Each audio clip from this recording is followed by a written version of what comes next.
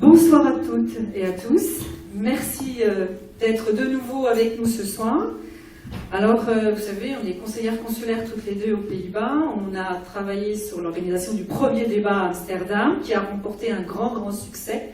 Donc, on était dans l'obligation d'organiser le second débat, du coup, à La Haye, parce qu'on voulait aussi que ce soit équitable sur les Pays-Bas. Donc, une fois à Amsterdam, une fois à La Haye. Et donc, un grand merci, parce que c'est aussi votre succès, ce premier débat. Et la vidéo a été vue plus de 5000 fois, donc voilà. Donc ce soir, nous sommes aussi en direct sur Facebook Live, sur notre page des conseillers consulaires, donc n'hésitez pas à regarder. Et puis ce second tour n'aurait pas pu avoir lieu sans l'aval et l'accord de nos deux candidats qui sont qualifiés pour ce second tour, que tout à l'heure nos animateurs vont vous présenter. Donc merci à vous d'être là, d'avoir accepté ce débat démocratique et citoyen. Merci aussi à Peter Van Beek et Marie Massy pour avoir assumé aussi l'organisation de ce débat. Donc ce seront les deux animateurs qui animeront le débat de ce soir, avec les candidats mais aussi avec la salle. Et puis merci aussi à nos soutiens aussi bénévoles, parce que comme vous le savez, le temps de parole va aussi être chronométré dans un souci d'équité. Le temps de parole va être effectivement chronométré pour chaque candidat. Donc c'est dans ce cadre, c'est un débat démocratique, citoyen, donc dans le respect, dans l'écoute, car comme vous le savez, nos deux candidats sur le Benelux ont vraiment deux projets de société qui sont bien différents. Donc ce soir, on va les écouter, débattre sur différents thèmes que nos animateurs vont vous présenter, et donc dans un climat serein, c'est ce qu'on souhaite en tout cas, pour que ensuite vous allez pouvoir voter dimanche entre 8h et 18h, soit à La Haye, soit à Amsterdam, et puis aussi faire voter, parce que comme vous le savez, c'est important aussi d'avoir une participation à une élection, quelle qu'elle soit, et une forte participation. Ça permet aussi de légitimer et valider le rôle du député et le rôle de notre futur député au Benelux. Voilà, donc maintenant je vais vous laisser avec les animateurs de ce débat. Merci de votre attention et merci de votre venue.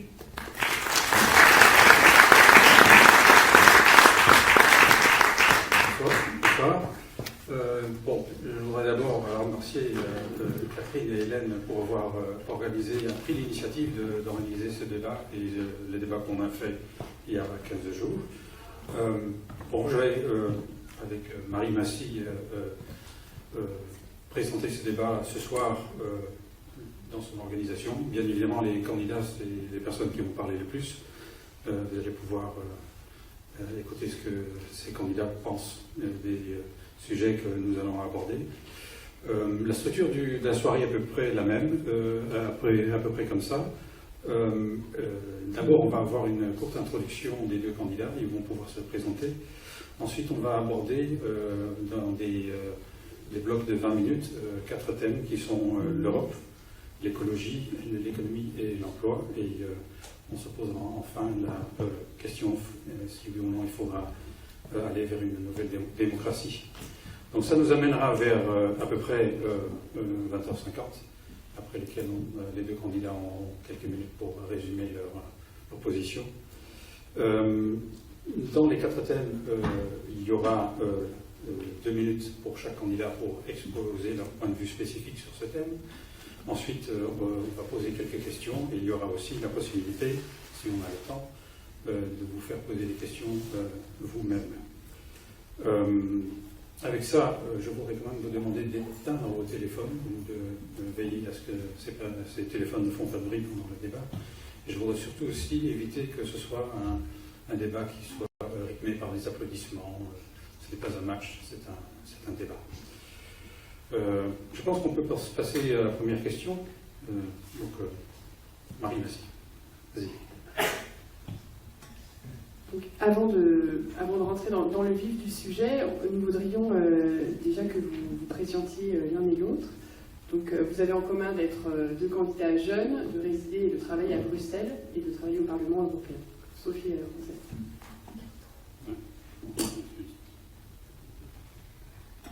Merci. Comme quoi la jeunesse, les gens ont aussi confiance en la jeunesse, donc c'est déjà un très bon élément qu'on a en commun. Donc effectivement, je suis Sophie Rosaire, je suis issue de la France Insoumise. Je voulais encore une fois remercier les organisateurs, car ça nous permet de faire vivre le débat démocratique. C'est un tout premier débat de face à face entre M. Anglade et moi-même. Pour ce qui est de ma petite personne, je ne vais pas m'étendre.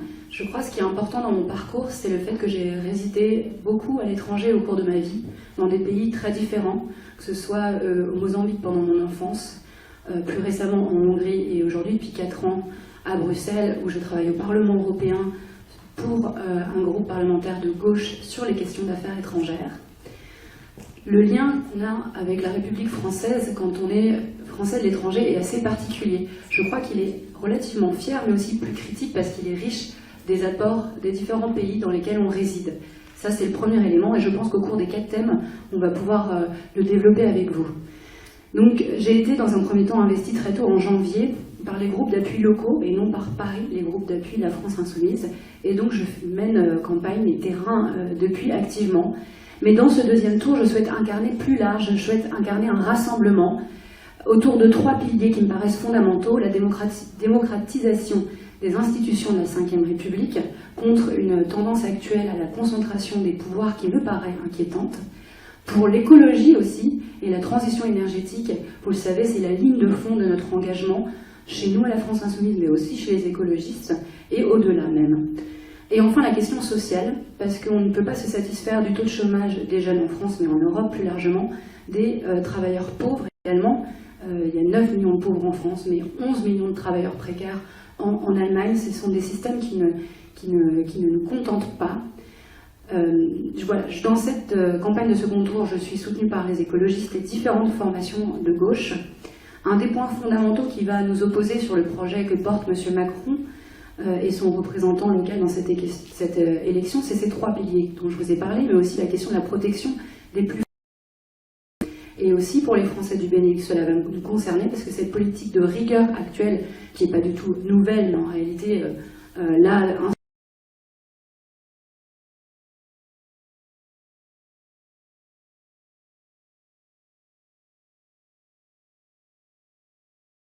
cette campagne de présidentielle.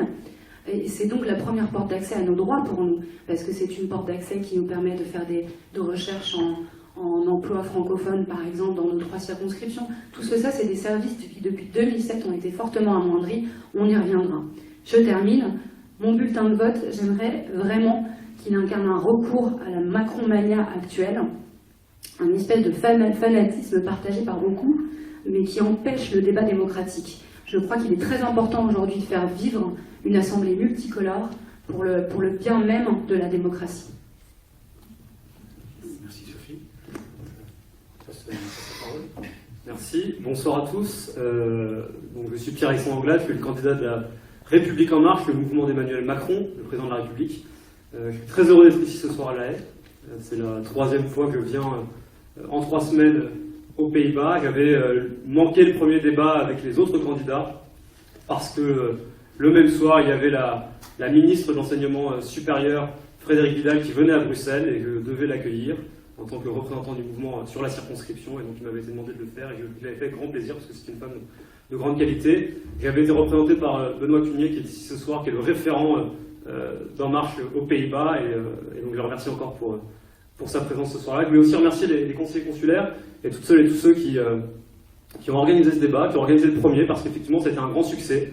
Ça a eu beaucoup d'écho, en dehors des Pays-Bas, jusqu'au Luxembourg. On en a parlé quand je suis allé la semaine passée. Tout le monde nous envie, et vous envie ce débat, ce premier débat et ce nouveau débat dans la circonscription. Donc merci à vous tous et bravo. Merci de votre présence. Moi, je vais me présenter aussi en quelques mots, comme Madame Rosaire l'a fait à l'instant. Je suis donc le candidat de la République En Marche. Je vis et travaille depuis 7 ans et demi à Bruxelles, au Parlement européen. Également, je travaille avec l'un des vice-présidents du Parlement européen, au groupe ALDE. Et auparavant, je travaillais avec une élue du MoDem qui s'appelle Nathalie Grisbeck et avec qui j'ai travaillé sur les questions d'industrie et de transport. Et donc j'ai un engagement européen affirmé depuis extrêmement longtemps. Je n'avais jamais franchi l'engagement militant auparavant. Je n'avais jamais pris de carte. Je n'étais jamais inscrit dans un parti politique. parce que la façon de faire de la politique, telle qu'elle avait été faite pendant extrêmement longtemps et telle qu'elle est encore faite parfois dans certains mouvements, ne me correspondait pas.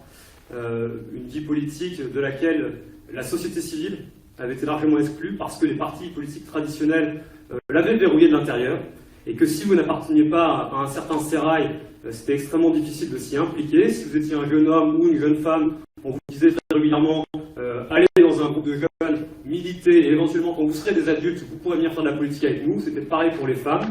Et je crois que la grande force du mouvement que j'incarne ce soir, et qui est le mouvement du président de la République, c'est d'avoir permis à la société civile de s'inscrire dans la vie politique, parce que nous sommes un peuple extrêmement politique, et votre présence ce soir en atteste. Nous sommes tous intéressés par la vie publique de notre pays, nous avons tous un point de vue, nous avons tous des opinions, certainement divergentes, mais on se retrouvera très certainement sur un objectif commun qui est la nécessité de voir notre pays avancer, s'ancrer résolument dans le XXIe siècle alors que le reste du monde continue d'avancer, et qu'aujourd'hui il y a un certain nombre de réformes structurelles et en profondeur qui n'ont pas été faites au cours des 10, 20 ou même 30 dernières années, et aujourd'hui qui fait que nous en payons le prix fort. Certains d'entre vous qui êtes ici ce soir vivez l'expatriation depuis un long moment. C'est également mon cas. L'expatriation, l'ouverture à l'international est quelque chose d'extrêmement enrichissant, d'extrêmement positif lorsque c'est quelque chose de souhaité. Et quand vous participez, quand vous parcourez la circonscription, vous rencontrez beaucoup d'hommes et femmes qui ont quitté le pays à un moment donné parce que notre pays était bloqué, parce que la capacité d'entreprendre n'était plus suffisante, parce que, au-delà de cette capacité d'entreprendre, la possibilité de s'insérer sur le marché du travail n'était plus possible. Je crois qu'on est arrivé aujourd'hui à un point de rupture, un point de balance de l'histoire, et donc moi j'incarne avec la majorité, parce que je m'inscris dans la majorité, et donc on pourra débattre de tout ça ce soir dans le détail. Je suis extrêmement heureux d'être ici et de pouvoir débattre avec vous tous. Merci. Merci pour cette présentation. Nous avons maintenant le premier thème de discussion, l'Europe. Je vais juste rappeler qu'effectivement nous avons choisi 4 thèmes. Nous avons volontairement choisi parce que c'était 4 approches très différentes dans les deux mouvements politiques que vous représentez ce soir. Donc le premier thème est l'Europe, qui tient une place importante dans chacun des programmes politiques de En Marche et de France Insoumise. Donc voilà, on passe la parole à Pierre-Alexandre. En interne. D'accord. Je reprends la parole, merci beaucoup. Donc effectivement, l'Europe, donc un beau projet, un beau programme. Alors, vous savez toutes et tous, dans la campagne présidentielle, Emmanuel Macron a porté l'Europe comme étant l'une de ses priorités. Je crois que c'est d'ailleurs le mouvement qui a incarné cette ambition et cette idée européenne qui a été largement abandonnée depuis très longtemps dans notre pays, depuis que moi j'ai 30 ans, depuis que j'ai l'âge de comprendre les affaires européennes, c'est-à-dire une quinzaine d'années en gros, quand on arrive au lycée, l'Europe ne vit que de crise. Ça a d'abord été 2005, avec le nom français et néerlandais à la Constitution européenne. Puis après on a vécu évidemment 2 années de flottement qui ont ensuite été marquées par la crise économique et financière, qui s'est transformée en crise de l'euro, en crise de la dette, en crise grecque, et puis au début des années 2010, en 2011, vous avez eu la guerre en Libye, la guerre en Syrie, qui s'est transformée en crise des réfugiés, en crise migratoire, et crise ultime, si je puis m'exprimer ainsi, qui vient d'arriver il y a quelques mois, c'est le Brexit. Et donc on a vécu 15 années de crise extrêmement profonde. Moi, depuis que je suis au Parlement européen et que je travaille dans les institutions européennes, nous ne vivons que de crise. Et donc je crois qu'on est arrivé à un moment de bascule de l'histoire, un moment de bascule dans la construction européenne, et l'élection d'Emmanuel Macron, un président démocrate, progressiste, libéral, pro-européen, de 39 ans, qui n'a pas eu l'Europe honteuse, qui a eu l'Europe fière, est l'événement le plus positif qui puisse arriver dans l'Europe d'aujourd'hui. Positif parce que celles et ceux qui devaient la défendre l'ont abandonnée. Nos gouvernants, les premiers. Si aujourd'hui vous demandez à nos partenaires européens, au Conseil, l'assiduité et la présence des ministres français... Mais tant qu'il y aura ce jeu inégal en Europe, on ne pourra pas sortir de ce schéma-là. Et ça demande une phase de rupture, d'être très net avec ce qu'on veut dans notre partenariat, notamment avec l'Allemagne. Oui, bien. Oui, alors, je crois que lorsqu'on est membre de l'Union européenne, on appartient à une organisation qui est commune. La France n'est pas une île en Europe, la France n'a pas à dicter au reste des États européens à la marche à suivre. La France, elle s'inscrit dans une organisation qui est collective. Et lorsqu'Emmanuel Macron, ou un président de la République français, ou un ministre français va à Berlin pour rencontrer la chancelière, ou quand la chancelière vient en France pour rencontrer les autorités françaises, ça me semble être du bon sens. Et aujourd'hui, faire croire que unilatéralement, nous, les Français, nous allons réécrire ce qui est les traités européens, réécrire les règles européennes qui sont un cadre commun que nous avons acté à 27, c'est un mensonge. Et ce qu'il faut dire extrêmement clairement, c'est que l'Europe ne fonctionnera que si le moteur franco-allemand fonctionne. Aujourd'hui, l'Europe ne fonctionne pas parce que ce moteur est déséquilibré. L'Allemagne est excédentaire, la France la France est dans une situation de déficit structurel profond, et à partir du moment où ce moteur franco-allemand est déséquilibré, vous ne pouvez pas faire avancer l'attelage européen.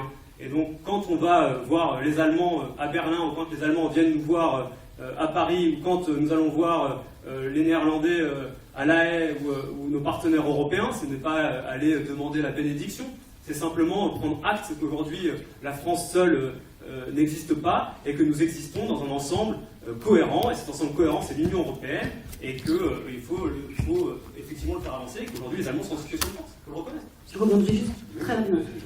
Qui a parlé d'unilatéral? Moi, j'ai pas parlé d'unilatéral, au contraire, là, j'ai parlé de règles du jeu à respecter, qu'on a choisi d'en respecter des mauvaises au détriment d'autres. La directive BEPS, par exemple. Je parle très collectif, quand j'ai dit comme j'ai dit dans mon introduction sur le sujet.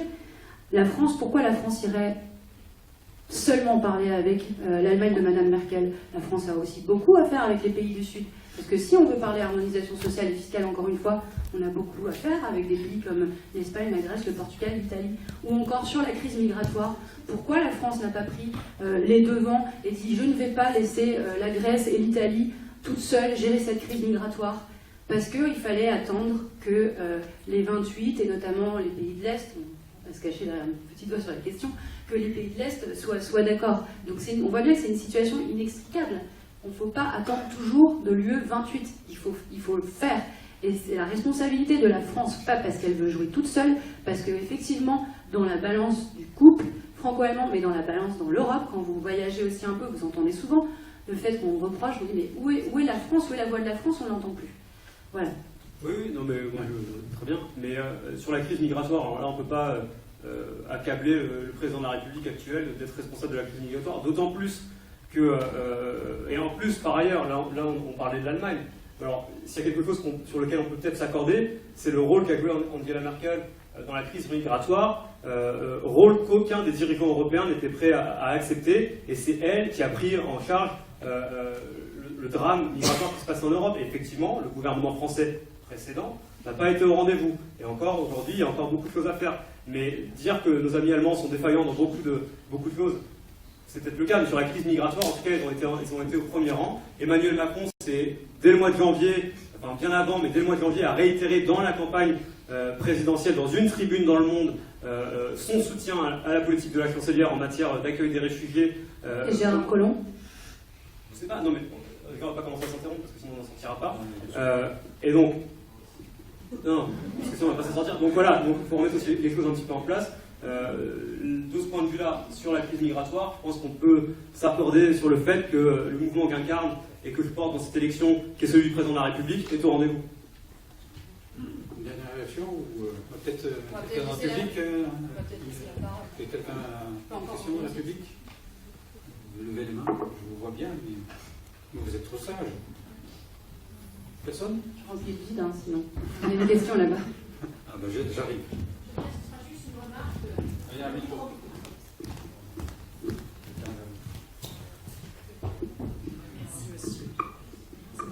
Vous m'entendez mieux? Ça va? J'aurais juste fait une remarque au niveau de la position de l'Allemagne par rapport à la crise migratoire. On l'entend souvent, l'Allemagne aurait sauvé tous les émigrés. Il faut savoir de quoi on parle lorsqu'on avance ce genre d'argument. Qu'est-ce qu'on utilise? Est-ce qu'on utilise juste, est-ce qu'on se réfère juste au nombre d'émigrés qui sont arrivés en Allemagne? Est-ce qu'on utilise plutôt la relation entre le nombre d'émigrés et la population allemande? Est-ce qu'on utilise le nombre d'émigrés par rapport au PIB des pays? Et si on fait ces comparaisons-là, je suis désolée de vous dire que ce n'est plus valable. Ce n'est pas l'Allemagne qui a fait le plus. D'autres pays d'Europe ont fait beaucoup. Par exemple, la Grèce. Et on n'en parle pas. Et la Grèce, si on fait l'Italie, même chose. Non, ça ne va pas. La Suède aussi a fait beaucoup de choses. Donc c'est trop facile de prendre les électeurs en otage et de leur faire croire que juste parce qu'il y a eu 800 millions d'émigrés en Allemagne, l'Allemagne aurait 800 000, l'Allemagne aurait fait plus que les autres. C'est trop facile.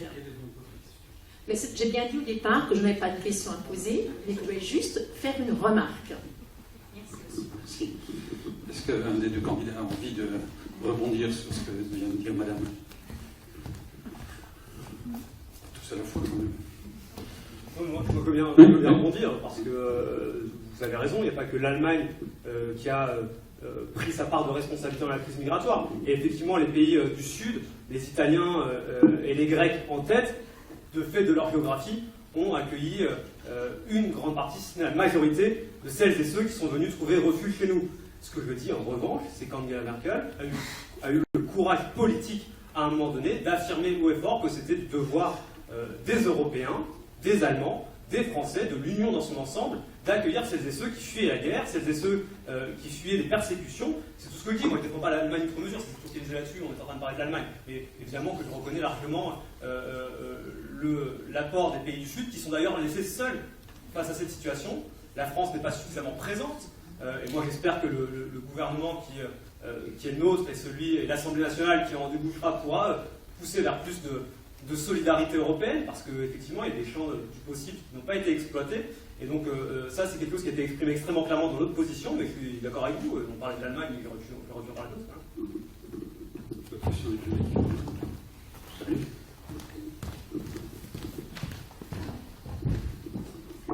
Moi, j'ai envie de replacer un peu l'Europe dans le contexte du fait que vous souhaitez chacun être député des Français de l'étranger.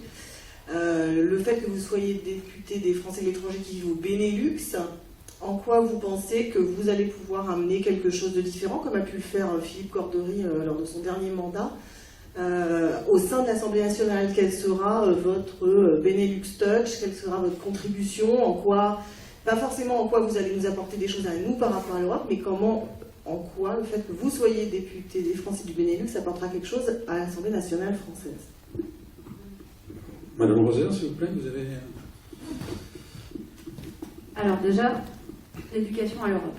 Je pense que ce sera un des points clés, parce qu'on se rend compte que les anciennes comme nouvelles générations connaissent mal les institutions européennes, et aujourd'hui, quand beaucoup de décisions sont prises à ce niveau-là, ça n'est pas possible.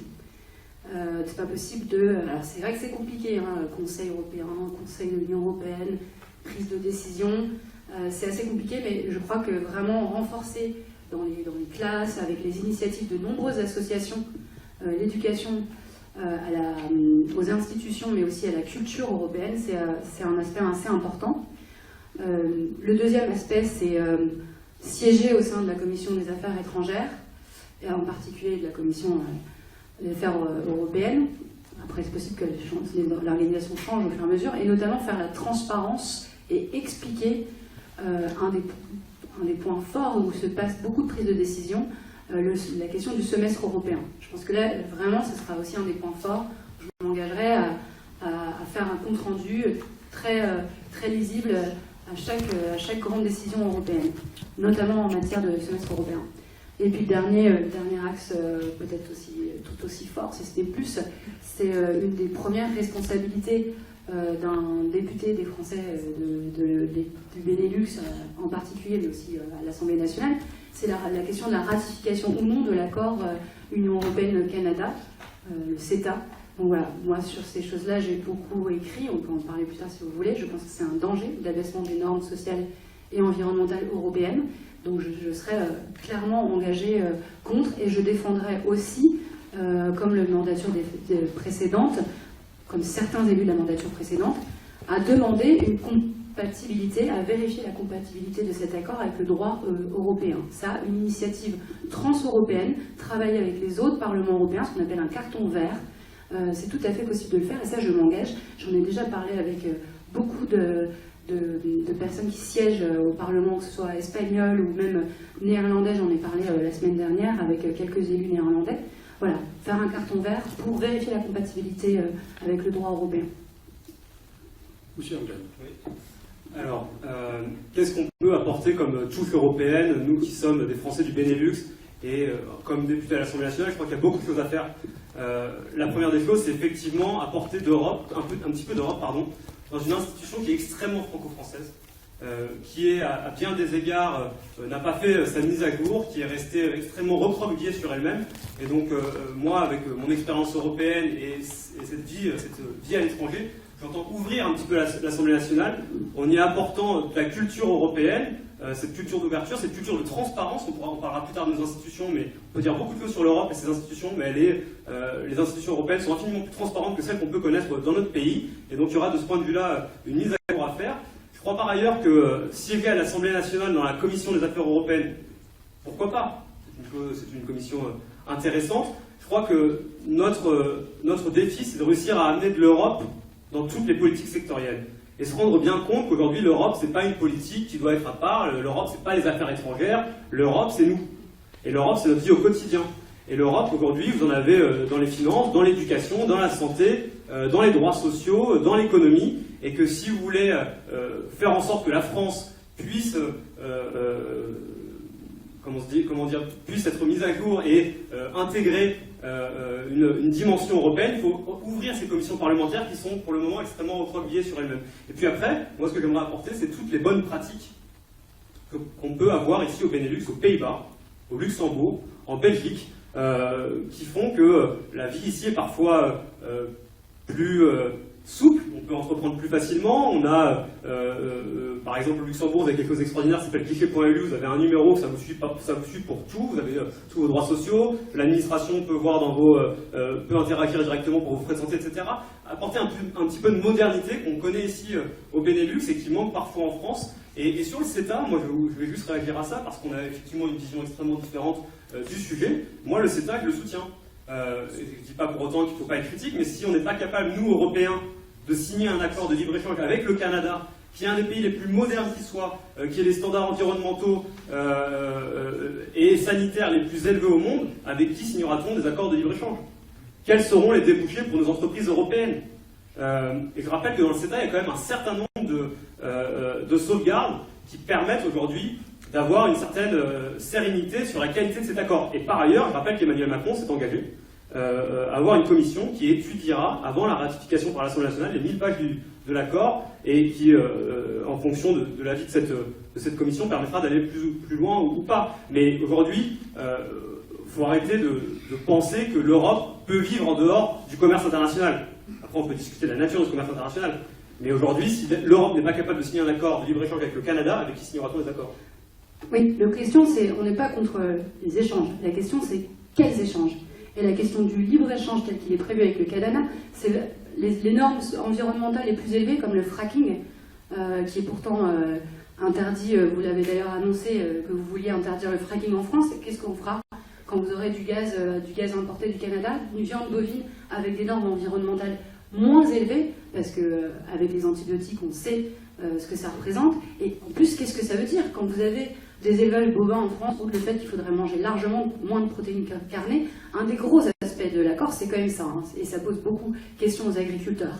D'importation de cette viande bovine de moindre qualité, par du commerce maritime qui est ultra polluant, alors que vous pourriez favoriser des produits et de la production et de l'élevage local. Ça n'a juste aucun sens. Ensuite, sur la garantie, il n'y a pas de garantie, parce que texto dans l'accord, c'est marqué que les mesures sanitaires et phytosanitaires ne doivent pas empêcher, ne doivent pas entraver le commerce. Donc c'est très clair. Et quand vous avez en plus, on ne va pas en parler des heures, mais quand vous avez en plus une cour d'arbitrage dans lesquelles les multinationales vont pouvoir attaquer les États, c'est clairement une atteinte. On voit bien que c'est pas juste un accord de libre-échange, c'est bien plus que ça. C'est une nouvelle génération d'accords qui vise à détricoter, mettre à mal même le droit européen, mais voire même international, de hiérarchie des normes. Alors, on ne va pas rentrer dans le débat, mais juste sur le tribunal d'arbitrage. Sur le tribunal d'arbitrage, c'est plus dans l'accord in extenso. Aujourd'hui, ce que vous soulignez, qui était à juste titre au début dans les. On a changé de nom, oui, pour la forme. C'est la même chose. Extrêmement clair. On ne va pas rentrer dans un débat qui est extrêmement pointu ici. Mais en tout cas, moi je crois que l'accord avec le Canada, c'est un des accords les plus fiables et les plus modernes qui puissent être. Et il y a des questions qui sont soulevées par Madame Roser ici, qui peuvent se poser, mais dans l'accord, que les choses soient bien claires, le bœuf aux hormones qu'on nous prédit sur nos étals, ça n'existera pas. Les OGM qu'on nous annonce dans nos fruits et légumes ne seront pas là. Et donc il faut aussi parfois remettre quelque chose en perspective. Après qu'on discute de la nécessité du libre-échange ou pas, très bien. Voilà.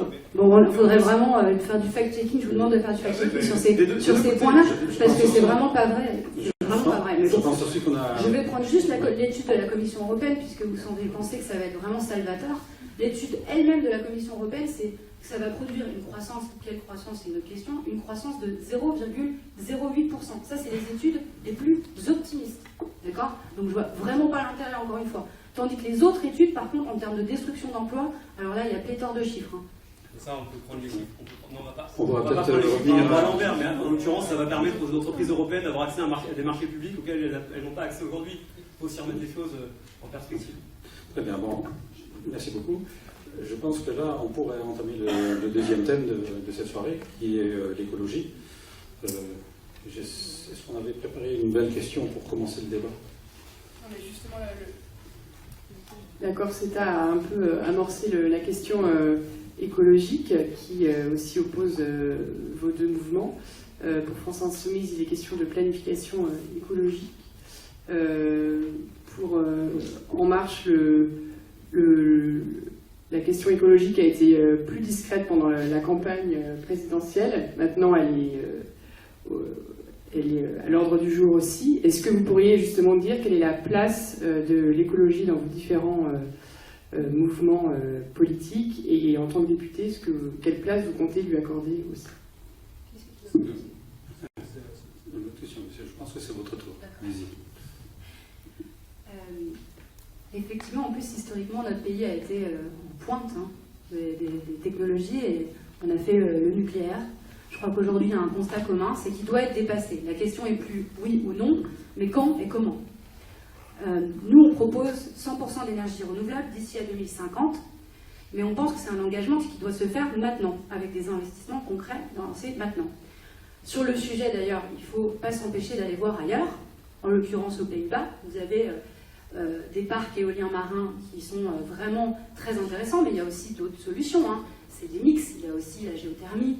Il y a plein d'autres types d'énergie renouvelable à développer, dans lesquels il faut investir. Parfois, ils ne sont pas encore tout à fait au point. Donc je pense qu'une des responsabilités de la France, ce serait même d'aller plus loin que les engagements de la COP21, puisqu'on sait malheureusement que quand on additionne toutes les recommandations par pays, on n'arrive pas à respecter les engagements premiers.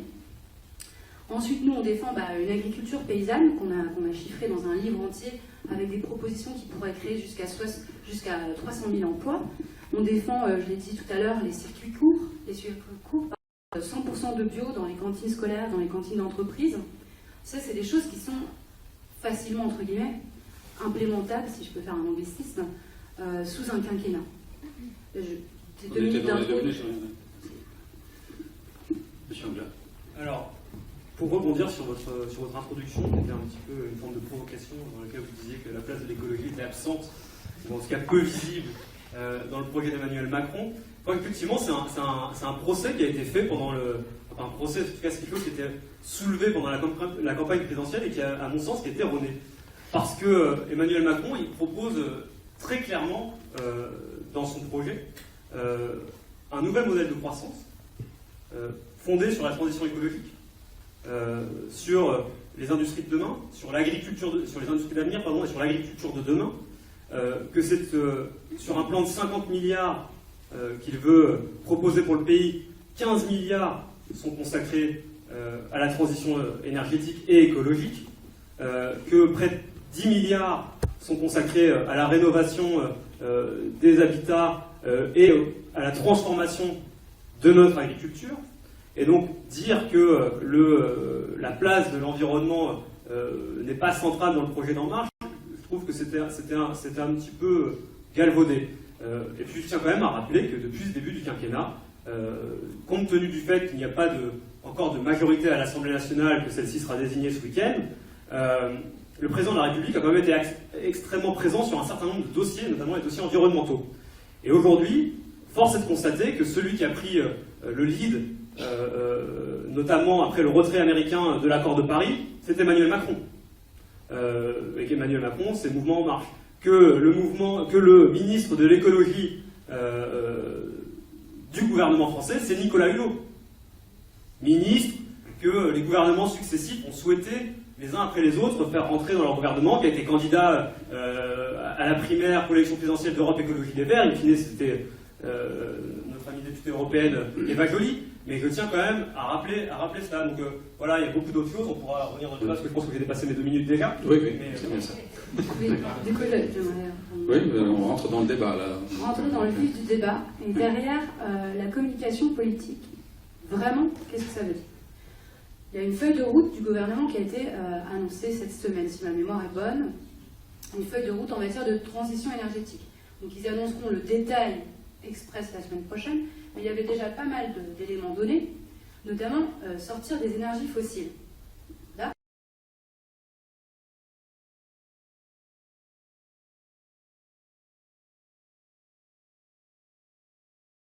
en matière de nucléaire, comment on fait? Alors que pour aujourd'hui, avec les scénarios négawatts et tout, vous avez vraiment des études qui vous placent ça sur du long terme générationnel, mais comment se désengager, comment sortir et passer à autre chose. Donc on a envie vraiment de savoir. Et je lis la phrase suivante, c'est « On va fermer Fessenheim ». On se dit « Tiens, ça y est, on a enfin un qui le dit. Quand le PR de Flamanville va être ouvert ?» Mince. Parce que le PR de Flamanville, il n'est pas prêt d'être ouvert. Il y a des failles dans la cuve. C'est un projet qui va coûter aux contribuables français au départ 3, puis maintenant 12 milliards d'euros. Donc c'est vraiment... C'est pas très honnête en fait de dire qu'on va fermer Fessenheim quand le PR de Flamanville sera ouvert. Il vaut mieux s'engager fermement, mais préparer l'avenir, dire qu'un démantèlement c'est largement créateur d'emplois et que ces investissements-là, cet argent dont vous parlez, c'est pas dans le grand carénage et dans la relance d'un nouvel EPR et de nouveaux réacteurs nucléaires qui doivent aller. C'est anglais. Oui, alors, sur Fessenheim, les choses sont extrêmement claires. Fessenheim sera fermé dans ce quinquennat. Je veux dire, le décret est paru juste avant les élections. C'est Ségolène Royal qui l'a signé, donc Fessenheim sera fermé. Effectivement, la phrase qui avait été citée, c'était une phrase qui avait été dite au moment de la campagne, mais les choses se sont accélérées et Fessenheim sera fermé dans ce quinquennat. Après, sortir des énergies fossiles, effectivement, c'est une ambition. C'est pas juste un propos d'estrade. Et nous, on n'est pas un mouvement qui affirme des choses juste pour affirmer des choses parce que ça fait bien. Il y a une volonté d'Emmanuel Macron de sortir des énergies fossiles, de fermer les centrales à charbon, d'interdire le gaz de schiste, on en parlait tout à l'heure avec le fracking, de faire en sorte d'avoir une taxe carbone qui fasse que le prix du carbone soit plus élevé, et dans le même temps, parce que sortir des énergies fossiles c'est un peu pieux, si vous n'arrivez pas à avancer vers des énergies renouvelables, faire en sorte que d'ici 2022, comme ici aux Pays-Bas, l'éolien et le photovoltaïque par ailleurs montent en puissance, que d'ici à 2025, nous ayons réduit de 50% à 50% l'énergie nucléaire dans le pays. Donc il y a effectivement une volonté d'aller de l'avant. Il faut aussi être réaliste parce que quand vous allez par exemple à Luxembourg, et qu'à Luxembourg, de l'autre côté de la frontière, vous avez une centrale nucléaire qui s'appelle Cattenom. Et Cattenom, c'est la dernière centrale, c'est la centrale nucléaire qui se trouve en Moselle, qui est une des dernières activités économiques de la région. Je viens d'une famille de Mosellans, Forbach, ça parle à certains d'entre vous. À Forbach et en Moselle, il n'y a plus d'industrie, il n'y a plus rien. Cattenom, c'est 5000 emplois avec les sous-traitants. Quelle serait ma responsabilité si moi, demain, j'allais à Luxembourg et disant on va fermer Cattenom? Sans dire que celles et ceux qui y travaillent et qui en vivent doivent être formés à de nouveaux métiers autour des énergies renouvelables, autour de l'éolien, du photovoltaïque, et à terme, on pourra fermer Cattenom à l'horizon 2025. Plus tard, si c'est c'est jugé nécessaire, c'est pas à moi de le dire ce soir. Mais il faut aussi être dans des politiques publiques qui sont des politiques publiques de long terme. Il faut être extrêmement responsable. Et donc il y a des choses qui peuvent être faites extrêmement rapidement, dans un quinquennat. Et sur le nucléaire, qui est une industrie lourde, qui est une industrie pour laquelle notre modèle énergétique, sur laquelle notre modèle énergétique repose largement, et qui nous garantit une énergie à bas coût, il faut aussi être responsable. Commentaire ou Oui, il faut aussi être responsable et savoir aussi dans les études que le démantèlement du nucléaire, c'est une garantie des emplois qui sont sur le site, en fait. Donc il faut arrêter les arguments à la bougie sur le sujet. Mais je vais laisser plutôt des questions peut-être. Parce que, oui, j'arrive.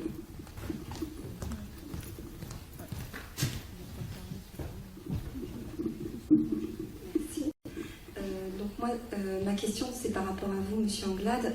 J'ai grandi à Thionville. Donc j'ai vu qu'Athènes être construit et j'ai vécu ensuite 9 ans au Luxembourg.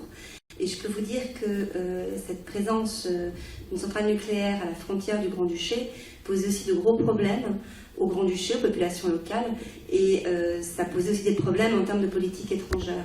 Donc je pense qu'effectivement envisager, enfin je ne sais pas si vous avez déjà remarqué au niveau de la carte des centrales nucléaires à quel point c'était une stratégie de mettre les centrales aux frontières, je ne sais pas pour quelle raison, peut-être pour limiter la population mécontente, je ne sais pas, qui pouvait s'exprimer ce mécontentement.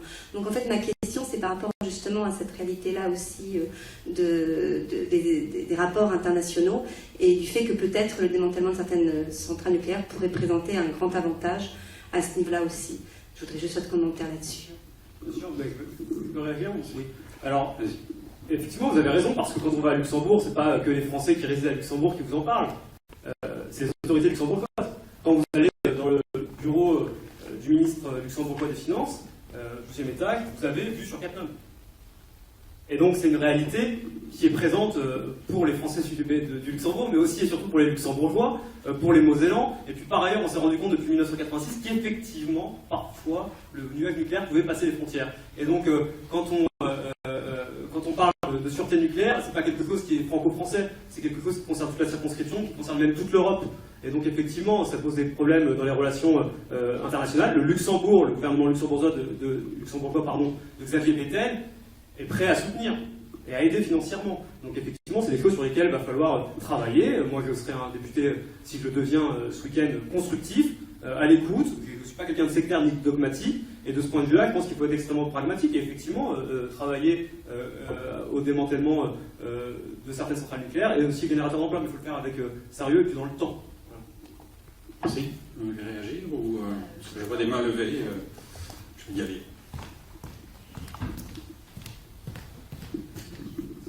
Oui, moi j'avais une question pour Mme Roser par rapport à l'engagement de la France insoumise de sortir du nucléaire à l'horizon 2050, c'est ça Non, pardon, je ne me souviens plus exactement, mais...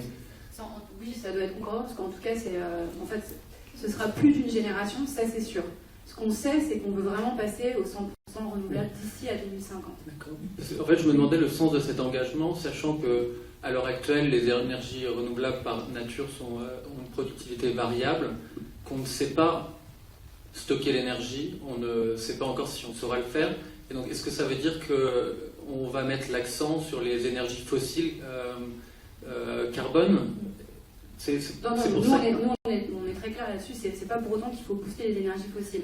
Mais alors, quel est le sens de cet engagement ferme? L'éolienne, il y a d'autres types d'énergie, la géothermie, il y a d'autres types aussi qui sont en cours d'étude, effectivement, il y en a dans lesquels on a des années de retard.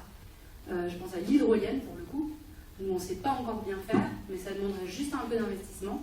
Mais en fait, c'est forcément la mixité. On ne va pas mettre des éoliennes, badigeonner le pays d'éoliennes, mais il peut y avoir des zones en bord de mer où on peut privilégier cette solution-là. D'autres, on peut privilégier la géothermie. Ça dépend aussi des initiatives locales. C'est aussi un maillage territoire à la base d'une production énergétique davantage localisée. Mais ce sont quand même des énergies qui, s'il n'y a pas de vent, pas de soleil, tout s'arrête. C'est pour ça que... Il n'y a pas de vent, pas de soleil, il y a encore les vagues et la marée. Ouais. Mais... les pierres, les barrages. Ouais. C'est la question du mix et du maillage territorial en fonction des avantages de chaque bassin de vie. Ouais, pour connaître un peu moi je suis d'accord pour diminuer la part du nucléaire, mais je trouve que c'est... Personne n'a dit qu'il s'agissait de le faire en C'est aussi irresponsable de dire qu'on va le faire sans savoir effectivement où on va. Mais on sait où on va. Alors là, pour le coup, on a vraiment des experts, les scénarios négawatts, pas seulement négawatts, mais aussi des experts, même encore plus prudents, si vous voulez, qui seront capables de vous calender ça sur 2 générations ou une génération, avec un mix énergétique très concret. Mais avec des hypothèses sur les nouvelles technologies qui restent des hypothèses. Pas du tout. Monsieur Anglade, vous voulez réagir là-dessus ou parce qu'il y a... Non, vous avez une question? J'avais une question pour Madame Rosaire. Si vous étiez élue, est-ce que vous soutiendrez quand même des initiatives du gouvernement en termes d'environnement? Et pour vous, plus largement, qu'est-ce que ça voudrait dire d'être dans l'opposition? Alors, clairement, et je pense que vous faites peut-être aussi un peu référence à la nomination de Nicolas Hulot. Évidemment, s'il soutient des projets en faveur de la transition énergétique, on va le soutenir.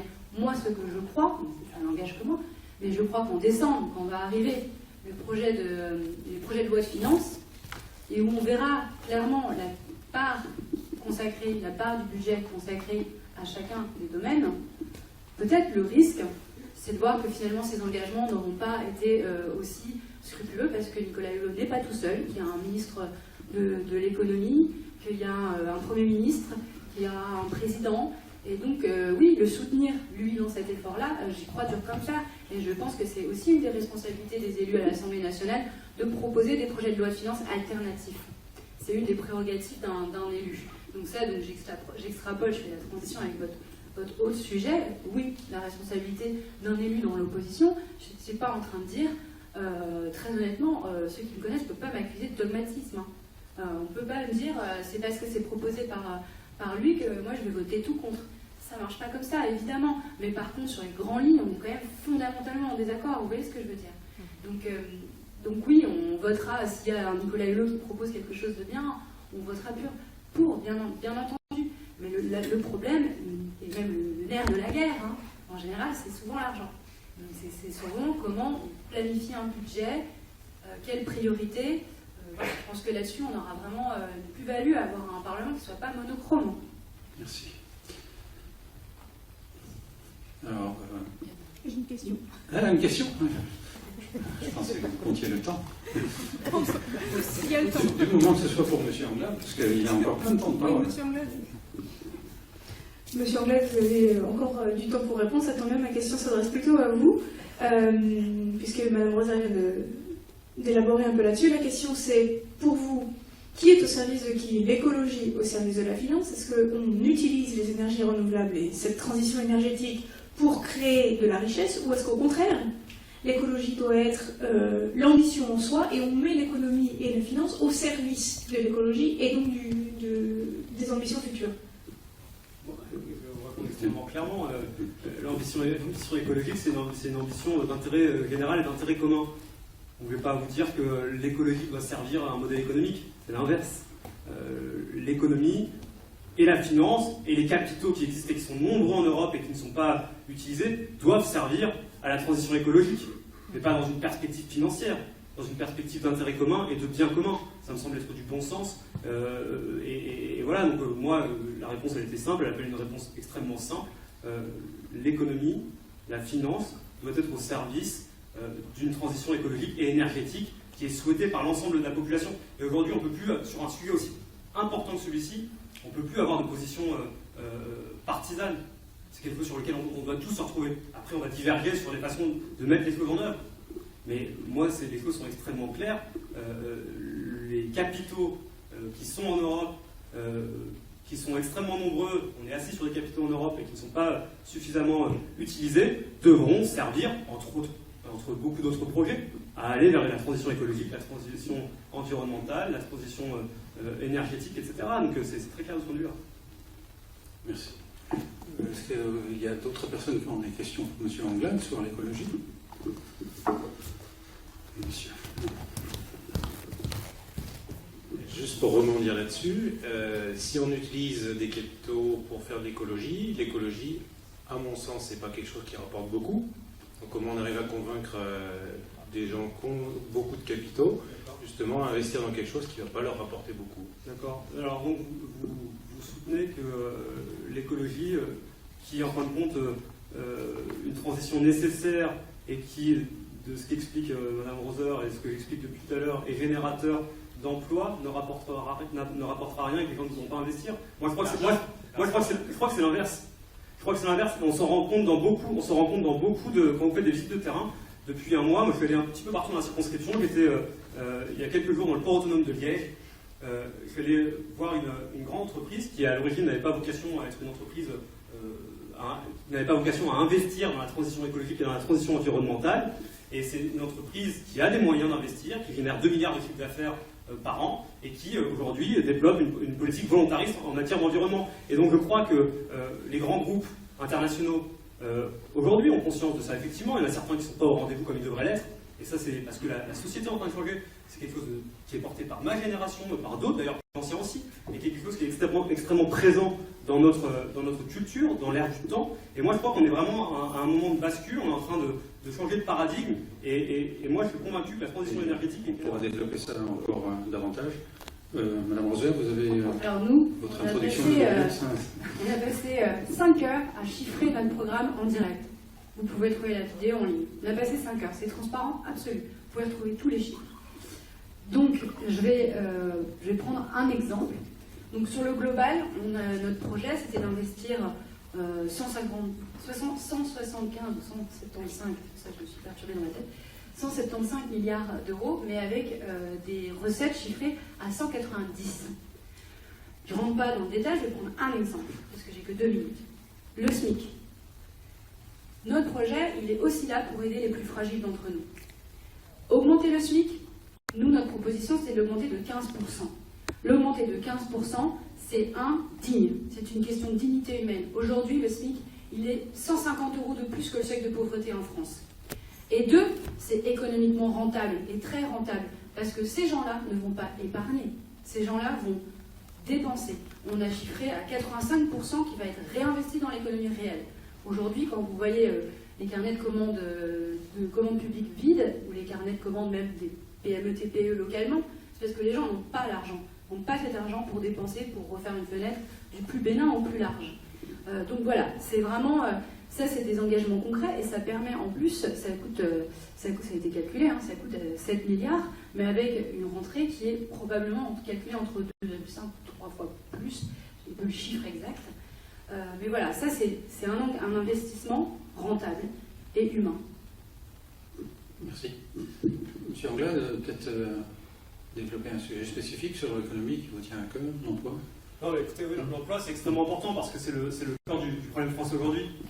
Et donc, si vous avez des partis extrémistes, populistes qui aujourd'hui prospèrent en France, mais partout en Europe d'ailleurs, c'est avant tout à cause de l'emploi. Quand vous venez d'une région qui est celle de mes parents, de ma mère en tout cas, qui est la Moselle et la Lorraine, si aujourd'hui le Front National est dans une ville comme Forbach où vous avez aujourd'hui Florian Philippot qui pourrait devenir député de la circonscription, ce qui est dramatique, si Florian Philippot et le Front National sont aussi hauts, c'est à cause de la situation de l'emploi. Et donc nous, ce qu'on porte, et ce qui a été porté par Emmanuel Macron, c'est une volonté de redonner de l'emploi, de recréer de l'emploi, et donc le flexibiliser un maximum le marché du travail. Et donc là, on rentre dans le cœur du sujet, dans le cœur du réacteur, si je puis m'exprimer ainsi, sur la sortie du nucléaire, parce que c'est le combat à mener dans ces 5 années à venir. On pourra dire ce qu'on veut du quinquennat d'Emmanuel Macron et de notre action à l'Assemblée nationale, si je suis élu le week-end prochain, et du gouvernement. Si on n'a pas amélioré durablement la situation de l'emploi dans les 5 années à venir, dans 5 ans, vous n'aurez pas un président démocrate, progressiste, libéral, pro-européen de 39 ans, vous aurez un président ou une présidente d'un bois absolument différent. Et donc l'urgence, c'est l'emploi. Donc nous, ce qu'on propose, et après je pourrais peut-être rentrer dans le détail, c'est de réformer le marché du travail, extrêmement clairement, rapidement, dès cet été, pour que ce soit prêt à la rentrée, pour que ça ait des effets immédiats, il ne faut pas se voiler la face et se cacher derrière notre petit doigt, il faut que ça aille très vite. Un des problèmes du quinquennat de François Hollande, c'est qu'il s'est fait élire sur un programme qui était parfois plus à gauche, et qu'ensuite il a fait une politique extrêmement différente, et que par ailleurs, il ne l'avait pas annoncé. Et nous, on annonce les choses extrêmement clairement. Les Français ont voté pour ce projet le 7 mai. Et donc voilà, réformer le code du travail, l'ouverture des nouveaux droits qui vont avec, parce que la réforme économique sans ouvrir les nouveaux droits qui vont avec n'aurait pas de sens. et puis aller vers un nouveau modèle économique basé sur la transition écologique comme on l'a développé plus tôt, sur les industries de demain, sur l'agriculture, sur un autre modèle agricole. Et donc voilà, on porte tout ça. Moi je le porterai à l'Assemblée, mais il faut que ça aille vite parce qu'on peut plus attendre. En même temps, la réduction du coût du travail, ce sont des mesures qui ont été tentées par beaucoup de gouvernements auparavant. Et rien n'a prouvé que ça avait diminué le chômage. Qu'est-ce qui vous fait dire que ça va fonctionner cette fois-ci? C'est pas une question de réduire le coût du travail. Réduire le coût du travail, ça fait effectivement partie des mesures qui doivent être prises. Mais aujourd'hui, ce qu'il faut, c'est apporter de la souplesse au niveau des entreprises. Voilà. Et donc c'est faire confiance aux partenaires sociaux, faire confiance à celles et ceux qui dirigent les entreprises, qui sont dans leur grande majorité pas les grands méchants loups qu'on veut faire croire, qui sont des hommes et des femmes qui créent des emplois sur leur territoire, qui ont envie que les choses aillent bien, qui ont envie de faire en sorte que leur région se développe. Et donc aujourd'hui, il faut pouvoir négocier au plus près du terrain, en renforçant les accords d'entreprise, quand il n'y a pas d'accord majoritaire avec les syndicats, parce que ça se fera toujours avec les syndicats, favoriser l'accord de branche, tout en gardant toujours à l'esprit, contrairement à ce qui pourrait être dit, qu'il n'y aura pas d'inversion de la hiérarchie des normes.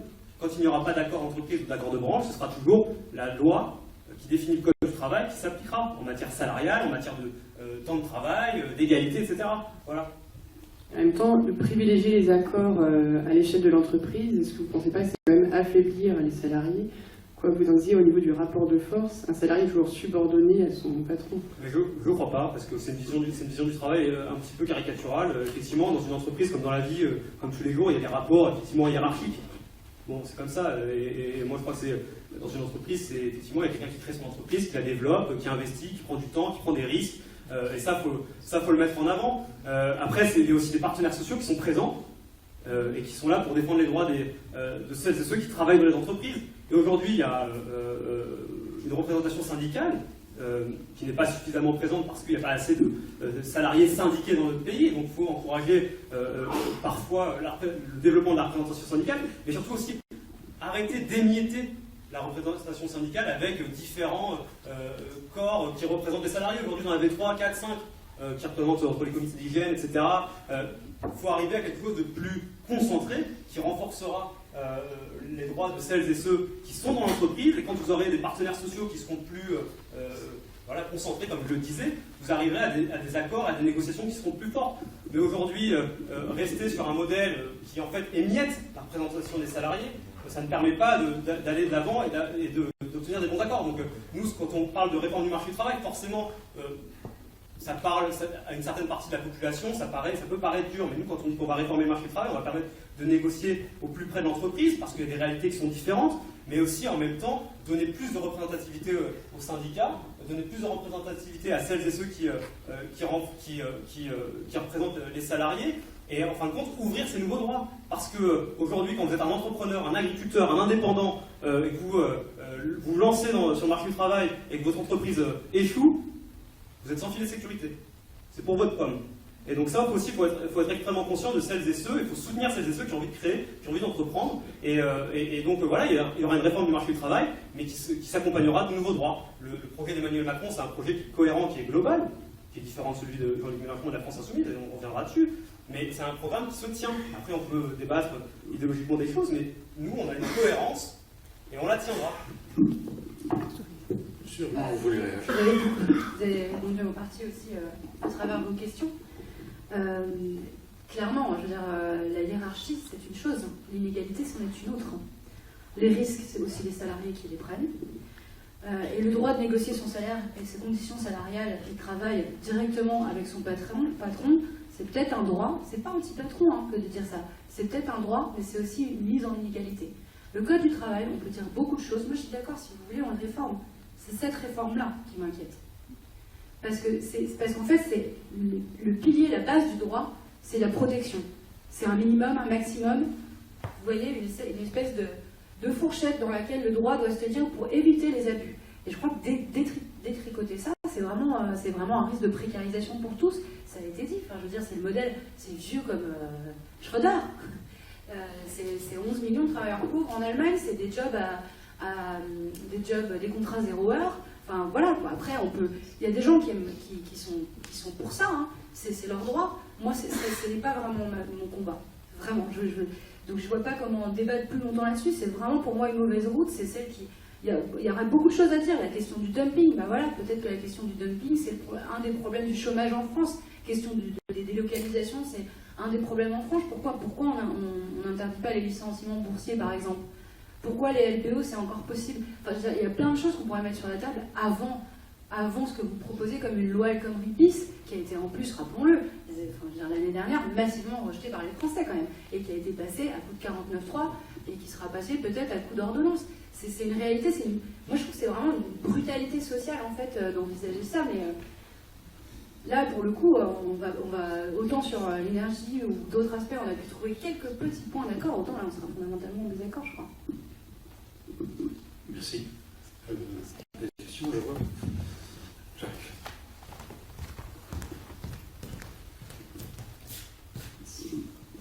À propos de... Ce serait une question pour M. Anglade. À propos de la flexibilisation du marché de l'emploi. Je crois que Mme Roser a donné un bon exemple pour l'Allemagne. Ici, on est aux Pays-Bas. Une bonne partie des Français ici sont soumis au marché du travail ici aux Pays-Bas. Il marche très bien, mais il y a un écueil, c'est que la flexibilisation finit par mettre de côté notamment les plus de 50 ans. Bon, je ne fais pas encore partie de cette catégorie, mais il y a un véritable problème ici aux Pays-Bas. C'est pas pour rien qu'il y a un parti, le PVDA, qui a été complètement éliminé. C'est la flexibilisation du marché. Ça a des avantages, mais ses inconvénients. La partie sociale, qu'est-ce que vous proposez En Marche pour protéger ceux qui seront mis de côté automatiquement par le système du marché du travail que vous proposez? Oui, alors, si vous avez écouté dans le détail ce que j'ai dit en introduction, il y a effectivement une volonté de souplesse. Et quand on dit souplesse, c'est pour être plus efficace là où on peut trouver des accords communs au niveau de l'entreprise, au niveau de la branche. Et puis quand la branche ou l'entreprise, on ne trouve pas d'accord, le cadre légal reste celui qui s'applique dans le pays. Qu'est-ce qu'on propose? Nous, effectivement, on propose cette réforme du marché du travail, mais comme je le disais, on propose l'ouverture de nouveaux droits. Et donc ces nouveaux droits, ce que j'ai énoncé tout à l'heure, notamment la réforme de l'assurance chômage, qui aujourd'hui n'est pas égalitaire, qui ne couvre pas tout le monde comme elle devrait couvrir, et beaucoup de celles et ceux qui devraient l'être ne le sont pas. On propose en parallèle de ça, et notamment pour celles et ceux qui sont plus anciens, pour les seniors, mais aussi pour les plus jeunes. Parce que le problème, il y a un vase communicant, ces deux catégories sectorielles qui peuvent se retrouver, c'est d'aller plus loin sur la formation. Parce qu'aujourd'hui, la formation, elle couvre une partie de celles et ceux qui sont dans le monde salarié. Vous voyez, si vous avez travaillé un certain nombre d'années, mais quand vous êtes durablement exclu du monde du travail, vous n'avez pas accès à cette formation. En tout cas, pas suffisamment. Donc Emmanuel Macron, lui, ce qu'il propose, c'est de mettre...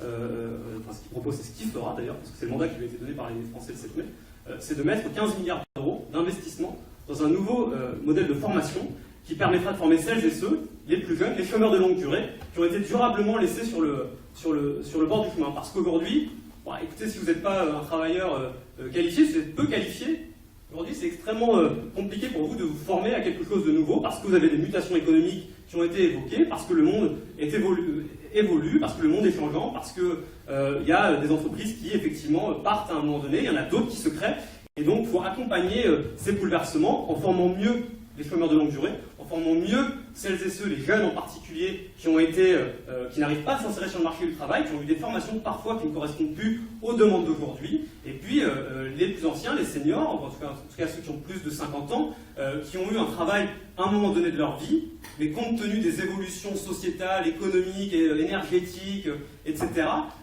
voient une mutation du monde du travail et donc ne trouvent plus d'emploi à la mesure des qualifications qui étaient les leurs. Eh bien, il faut les former vers quelque chose de nouveau. Il y a beaucoup d'emplois qui se créent, mais ça, c'est pas un vœu pieux, c'est quelque chose qui se fait concrètement, qui prend du temps, et il y aura une volonté de réformer le système de formation dans le pays. Voilà. Merci. J'espère que le monsieur en haut a une question pour Mme Roser, parce qu'elle n'a pas encore bien rempli son... Ah, pardon, excusez-moi. Vous êtes dans le noir. Madame, c'est à vous. Ce que j'entends, moi, ici, ce soir, et je pense que malheureusement ma question va aussi s'adresser à M. Anglade, c'est qu'on nous dit plus d'Europe. Il faut plus d'Europe parce qu'il faut fédérer. Il faut qu'on tire vers le haut et qu'on ait une réponse unique, par exemple avec le CETA pour un accord de libre-échange avec le Canada ou l'Amérique du Nord, etc. Et ça, quand je le regarde, ce que je vois, c'est que quelque part, ça favorise quand même les entreprises. Par contre, quand il s'agit de favoriser les ouvriers, c'est fini. On nous parle de casser le code du travail pour agir et réglementer tout au niveau local. C'est-à-dire que c'est la plus petite unité possible qui va être considérée, c'est-à-dire l'entreprise. Et là, je me demande pourquoi est-ce qu'au niveau européen, politiquement et économiquement, c'est bon de fédérer, et pourquoi ça n'est pas bon à ce moment-là au niveau national de fédérer? Pourquoi est-ce qu'on ne fait pas d'accord de branche? Pourquoi est-ce qu'on veut casser ça? Merci. Je vais quand même demander à Mme Roser de répondre à cette question, si elle vous bien. Désolé. Non? Oui, mais je vous avais dit d'avance que le temps de parole, qu'on doit respecter équitablement. Je vais bien répondre, mais je crois qu'on va... D'accord. Comment? Non, parce qu'il y a une autre question. Si personne ne veut réagir à cette question, c'est fort. Non, mais je veux bien réagir, moi, mais il ne faut pas... Oui. En balance... Ah, oui. Excusez-moi. Oui. Je peux réagir quand même parce que là, j'étais... Allez-y, 30 secondes alors. J'ai été interpellé. Je crois qu'il faut effectivement sortir un peu d'une vision qui opposerait l'entreprise aux salariés ou à l'ouvrier ou aux travailleurs. Parce qu'aujourd'hui, vous avez un grand nombre, même la grande majorité de patrons et de chefs d'entreprise qui n'œuvrent pas contre l'intérêt commun. Vous avez des hommes et des femmes qui quotidiennement travaillent pour créer de l'emploi dans leur pays et donc dans notre pays et donc avoir l'image du méchant patron qui veut s'attaquer aux droits des salariés, c'est faux, c'est plus compliqué que ça. Après, vous avez raison de dire qu'aujourd'hui en Europe, il y a un certain nombre de déséquilibres compte tenu des différences entre les différents États membres, notamment entre l'Europe de l'Ouest, ce cœur d'Europe qui est le nôtre, Benelux, France, Allemagne, etc., et des pays plus à l'Est, où effectivement les salaires ne sont pas les mêmes, où la fiscalité n'est pas la même, et donc il faudra avancer vers cette Europe sociale et cette Europe fiscale qu'on évoquait au début du débat. Et ça, c'est effectivement l'enjeu de cette refondation européenne. Et quand Emmanuel Macron était, il y a 10 jours, à la Commission européenne, vous savez ce qui a été la réaction de Jean-Claude Juncker? C'est le premier chef d'État qui parle d'Europe sociale quand il vient me voir. Allez voir les déclarations de Juncker. Jean-Claude Juncker, première visite du président français, sa réaction, c'est le premier président qui me parle d'Europe sociale. Donc, résumer Emmanuel Macron ou le projet qu'il incarne, sur lequel on peut avoir des divergences idéologiques, c'est certain, à quelque chose qui favoriserait les entreprises ou les autres. Je crois que c'est un peu plus complexe que ça, mais effectivement, il y a des grands déséquilibres sur lesquels on va devoir travailler. Merci beaucoup. Une question pour Mme Roser. Alors, j'ai été pas entrepreneur, j'ai travaillé en entreprise et j'ai été déléguée du personnel pendant 10 ans à peu près, tout en étant cadre, puisque c'est possible. Et j'ai tenu dans mes mains un code du travail qui faisait 2500 pages. 2500 pages dans lesquelles, évidemment, il faut fouiller dans les textes, chercher pour défendre les cadres et dans l'entreprise. Et aujourd'hui, aux Pays-Bas, on a quand même un code du travail qui fait cette épaisseur-ci seulement. Beaucoup est négocié avec directement les entreprises. Donc déjà, qu'est-ce que vous en pensez? Est-ce que là-dessus, il y a pour vous matière à réfléchir aussi sur ces questions-là? Et deuxième question, par rapport à l'entrepreneuriat, qu'est-ce que vous avez l'intention de faire pour les gens qui veulent entreprendre et qui, effectivement, eux aussi, veulent créer de l'emploi, donc sur le marché du travail, puisqu'aujourd'hui, il faut aussi des entrepreneurs qui ont envie de se lancer pour pouvoir créer des emplois. Sinon, ça ne marche pas. Les associations et le monde associatif, c'est bien, c'est une chose, mais là aussi, c'est pareil, ce ne sont pas les associations qui créent de l'emploi ou qui donnent de l'emploi. Alors, qu'est-ce que vous en pensez? Voilà. 3 questions. Même un peu plus. Oui, mais moi je l'ai dit dans mon propos. Hein. Si on pouvait parler code du travail, je veux bien le réformer, le moderniser, tout ce que vous voulez, simplement pas dans ce sens-là. Je pense que la question du poids ou de la taille, ça c'est vraiment l'épouvantail qui est démontré un peu facilement, parce que je veux bien, hein, comparons avec d'autres pays. Peut-être que la jurisprudence dans d'autres pays, elle est en quantité encore plus extravagante que le code du travail en France. Ensuite, le modèle dont vous parlez, qui est aussi un peu similaire à ce qui existe en Allemagne, La question aussi, pour le coup, elle est aussi syndicale, représentation du personnel. Les structures les historiques se sont construites de façon vraiment différente. Donc je veux bien faire évoluer la question syndicale. D'ailleurs, même sur la représentativité des organisations patronales, il faudra le faire de façon plus démocratique. On peut parler de tout ça, c'est pas un problème. Pour ceux qui veulent créer, ceux qui veulent entreprendre, mais tout le monde n'est pas entrepreneur, mais ceux qui veulent entreprendre, effectivement, je pense qu'il y a des secteurs de demain très intéressants. Dans le bio, le numérique, par exemple, la mer, l'espace, il y a beaucoup de choses à faire. Nous, on a proposé un taux crédit à 0 emploi pour aider ces PME, ces TPE, ces entrepreneurs de demain. On propose aussi une baisse de la TVA pour ces entreprises-là. On propose aussi un pôle public qui vient garantir et aider ces entreprises. Un fonds de solidarité entre les grandes et les petites entreprises. On est souvent, encore une fois, je sais qu'on est souvent caricaturé là-dessus et du coup, on ne nous écoute jamais quand on parle d'autre chose que la loi El Khomri, mais c'est pas pourtant qu'on n'a pas des idées. Et par exemple, pour revenir un petit peu et rebondir à ce qui a été dit, il y a aussi d'autres objectifs qu'on pourrait mettre en place. Moi, ce qui me semble plus choquant aujourd'hui en France, c'est qu'un dirigeant, aussi bon soit-il et aussi important la prise de risque soit-elle, je ne pense pas que gagner 350 fois un SMIC, ce soit raisonnable et entendable aujourd'hui. Voilà, je pense que limiter les écarts salariaux dans certaines grandes entreprises, c'est aussi une nécessité. 350 fois gagner... vous vous rendez compte de la proportion, je veux dire, la prise du risque, évidemment qu'elle doit être soulignée, qu'elle doit être gratifiée.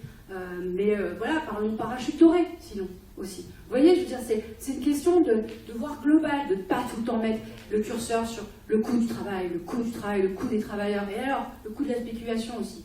Enfin, il faut aussi voir les choses, encore une fois, hein, on peut, pas de façon doctrinale, mais globale. Oui, mais là, je répondais peut-être plus au cadre du débat général à la question de la dame avant. Merci. Alors, je vois que... Oui, question pour Mme Roser. Un peu pour les deux. Moi, je suis conseillère consulaire, donc je vais formuler des questions qui nous sont régulièrement posées au sujet de la fiscalité et des impôts. Donc, il y aura deux volets. Le premier, c'est M. Mélenchon préconisait un impôt mondial. Donc, j'aurais voulu savoir quel était votre positionnement par rapport à cela. Et pour M. Anglade, M. Macron va réétudier la question de la CSG. Un serpent de mer, on voudrait savoir réellement ce qui va se passer. Merci. Madame Roser, d'abord. Oui.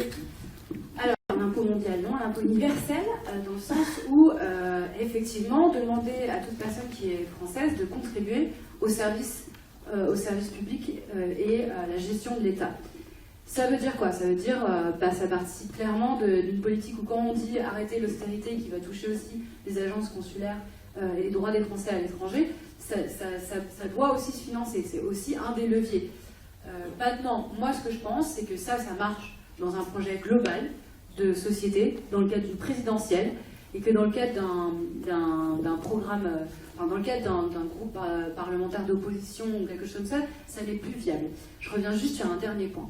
L'impôt universel qu'on proposerait, ça existe par exemple dans des pays comme les États-Unis d'Amérique, ça s'appelle Exit Tax, et ça concerne uniquement les très très hauts revenus.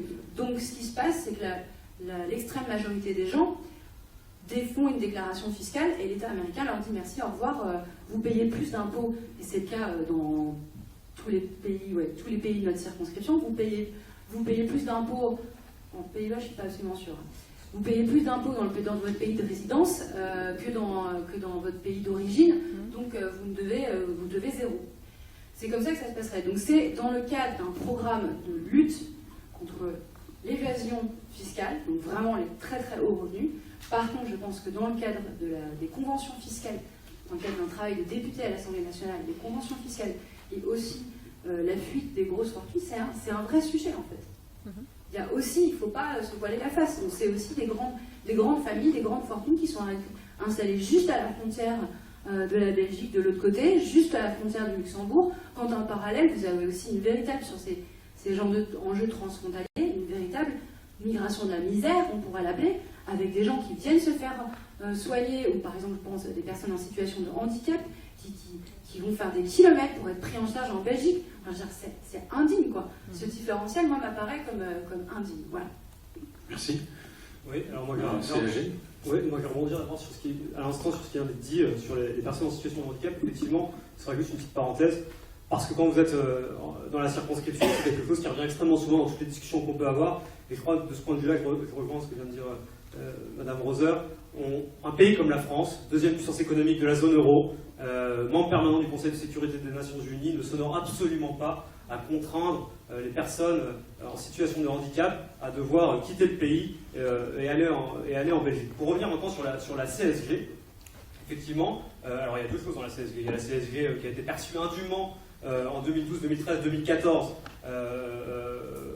ici pour les Français de l'étranger, enfin pas qu'ici d'ailleurs, mais pour les Français de l'étranger. Il y a eu un arrêt de la Cour de justice qui a été extrêmement clair, qui souhaite que les sommes qui ont été perçues en 2012, 2013, 2014 soient restituées. Voilà. Et donc ça, effectivement, un député des Français de l'étranger devra aller à Bercy rapidement pour qu'on avance sur cette question.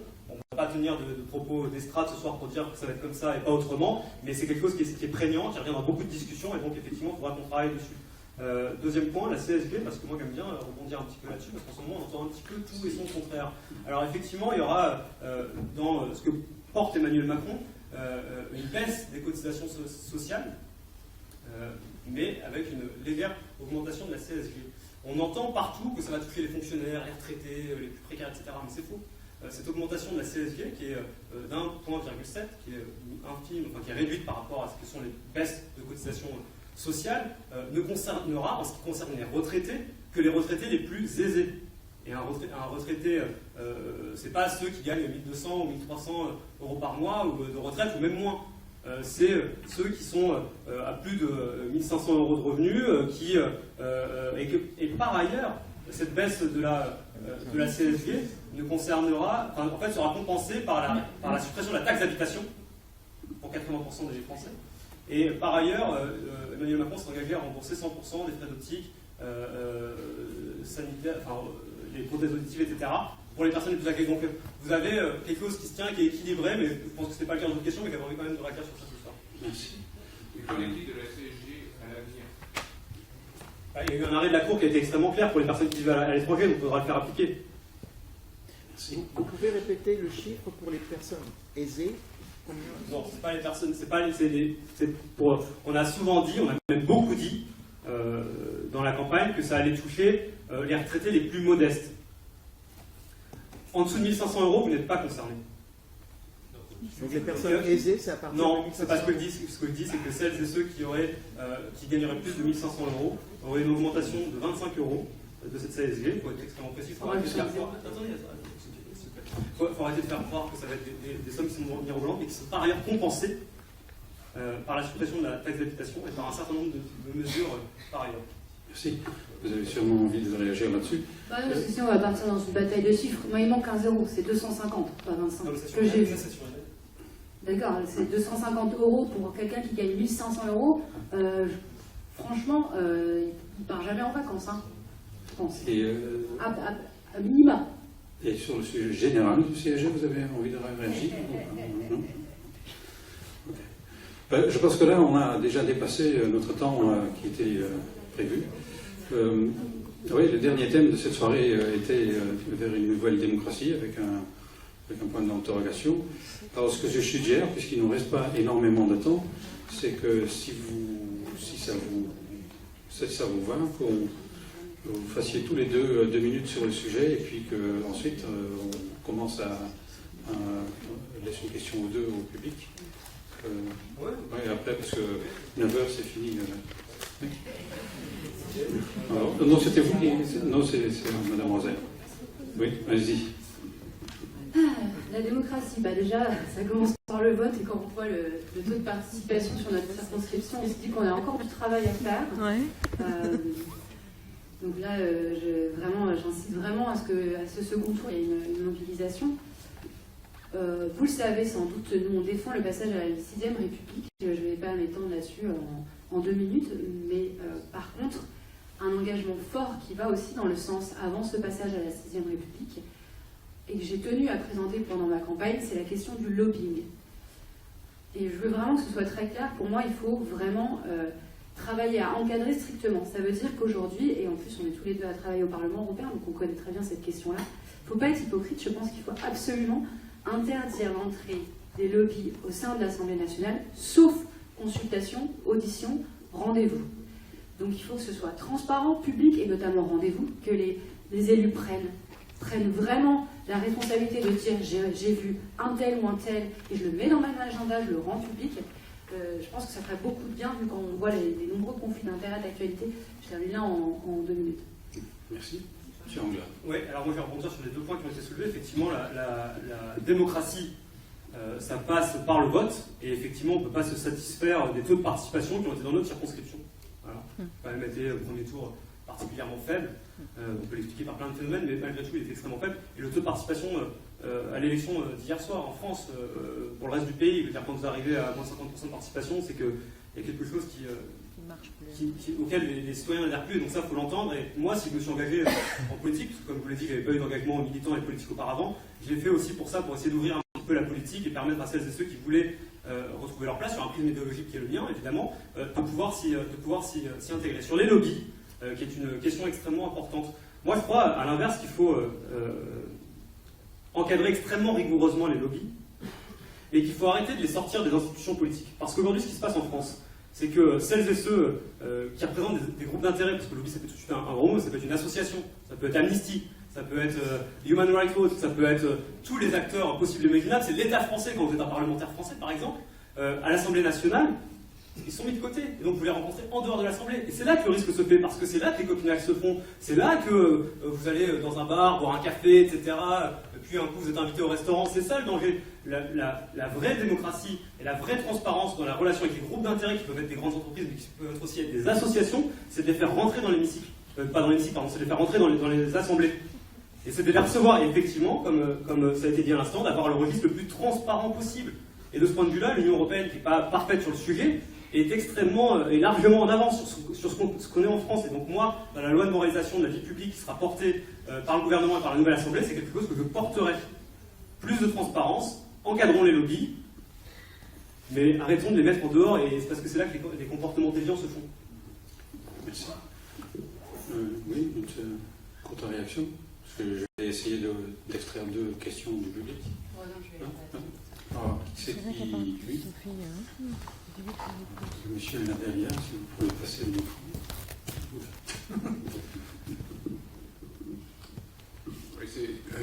C'est une question générale un peu liée aussi au lien avec l'Europe, puisque la Commission européenne fait des propositions qui doivent être ensuite ratifiées dans les États membres. Et en ce moment, il y a par exemple quelque chose sur la loi pour l'énergie pour 2030. Et je ne sais pas si dans votre fonction en tant que représentant de la circonscription, vous avez un rôle particulier pour justement faciliter le point de vue de la France et le faire remonter après vers l'Europe. Est-ce que ma question est claire? Par rapport aux députés des autres circonscriptions, puisque vous êtes basés tous les deux à Bruxelles, et que dans ce cadre-là, en plus avec votre rôle au Parlement, vous avez une situation particulière pour pouvoir servir de point d'intermédiaire entre la Commission européenne et la ratification des propositions au niveau de la France. On va être d'accord là-dessus, mais je pense que c'est plutôt de facto en fait. Enfin, de facto par notre expérience, par notre appui local, qu'on sera une voix plus prégnante et plus écoutée au sein de l'Assemblée nationale et par nos collègues directs, comme par même d'autres groupes parlementaires.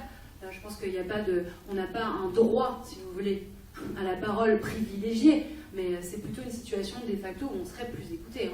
Quel que soit le groupe d'ailleurs, il n'y a pas tant de députés des Français de l'étranger, et ensuite celui sur le Benelux pour la question européenne est forcément beaucoup plus écouté qu'un autre, je pense. Oui, moi je vais rebondir aussi là-dessus. Effectivement, on a une circonscription qui n'est pas une circonscription des Français de l'étranger comme les autres. On a dans notre circonscription des institutions européennes, les 3 grandes institutions européennes, il y en a d'autres, mais qui sont vraiment le cœur de ce qui forme ce triangle institutionnel. Et effectivement, nous qui avons une expérience de la vie politique européenne, de l'ingénierie européenne, qui est parfois extrêmement complexe, je crois qu'un député des Français de l'étranger qui représente cette circonscription, il doit apporter un petit peu il doit même apporter beaucoup de cette culture européenne à l'Assemblée nationale, et vice-versa, les députés de l'Assemblée nationale doivent aller parler à celles et ceux qui décident aussi à Bruxelles. Parce qu'aujourd'hui, et c'est le lien avec ce que je disais en introduction, dans les gouvernements précédents, que ce soit Nicolas Sarkozy, François Hollande, les ministres français n'étaient pas suffisamment présents au Conseil. Et c'est au Conseil que se font les décisions. Et donc effectivement, la Commission européenne propose les lois. Mais après, une fois que ça a des directives, les règlements, mais après ça vient devant le Parlement et devant le Conseil. Et si vous n'êtes pas présent au Conseil, si votre État, si la France n'est pas présent, vous ne pesez sur rien. Et donc ça, il faut aussi le dire. Et donc moi, ce que j'essaierai de porter à l'Assemblée nationale, c'est cette culture européenne. Et c'est que le gouvernement qui me représente et qui est mis aujourd'hui soit plus présent à Bruxelles. Et c'est d'ailleurs un engagement d'Emmanuel Macron. Je suis d'accord avec ça, mais derrière, et on en a parlé tout à l'heure, enfin, au tout début de notre conversation, outre le fait qu'il siège ou il ne siège pas, il y a un autre élément, c'est que souvent il siège, sauf qu'on ne sait pas ce qu'il raconte. Transparence aussi de la prise de décision, c'est un élément clé. C'est pour ça que je parlais de transparence aussi pour les lobbies. C'est pour ça que je disais, bien sûr, moi j'ai pas dit que tout lobby est mauvais lobby, j'ai bien conscience que Transparency International et Anticor, d'ailleurs, font les propositions que je vous ai énoncées. Ils disent, oui, mais encadrons strictement, donc ils ne rentrent pas comme ça, comme dans un moulin à vent. Une Assemblée nationale, c'est pas un moulin à vent. On rentre quand on est consulté, auditionné pour répondre à une question spécifique parce que vous êtes expert en tant que lobby expert sur un sujet. Sinon, effectivement, c'est la porte ouverte aux cadeaux et aux conflits d'intérêts permanents, au pantouflage aussi qui est assez courant. Donc la question de la transparence, elle se joue aussi au niveau européen, dans la comitologie, dans l'Eurogroupe. Dans l'Eurogroupe, on l'a vu, la négociation, le couteau sur la gorge mis à la Grèce, il a été fait parce que c'était à in camera, parce que c'était à porte fermée où 12 personnes se sont retrouvées face à un homme, quoi. Et ça s'est vraiment passé comme ça, en fait. Donc, là, encore une fois, c'est pas la communication politique. La transparence, ça a un sens, quoi. Un registre obligatoire, ça a un sens. S'engager à mettre sur son agenda qui on a rencontré, pourquoi, c'est vraiment important, je crois. C'est dans le même sens en fait, parce qu'on peut aller toujours, on pourrait débattre de ça des heures, on pourrait aller beaucoup plus loin. Et on a évoqué deux institutions qui sont la Commission et le Conseil. Il y en a une troisième qui est extrêmement importante et qu'on connaît particulièrement bien, c'est le Parlement européen. Et donc là aujourd'hui, ce week-end, vous allez élire des députés français à l'Assemblée nationale, extrêmement important pour le pays. Et je vous rappelle que dans 2 ans, il y a des élections européennes en 2019. Et qu'en 2019, ces élections européennes, elles seront aussi déterminantes pour l'orientation qu'on voudra donner à l'Europe. Et je vous rappelle que, peut-être que vous ne savez pas, vous savez sûrement, qu'aujourd'hui le premier contingent de parlementaires français à l'Assemblée nationale sont les députés, au Parlement européen, sont les députés Front National. Et si les députés Front National sont aujourd'hui en position de force à l'Assemblée nationale,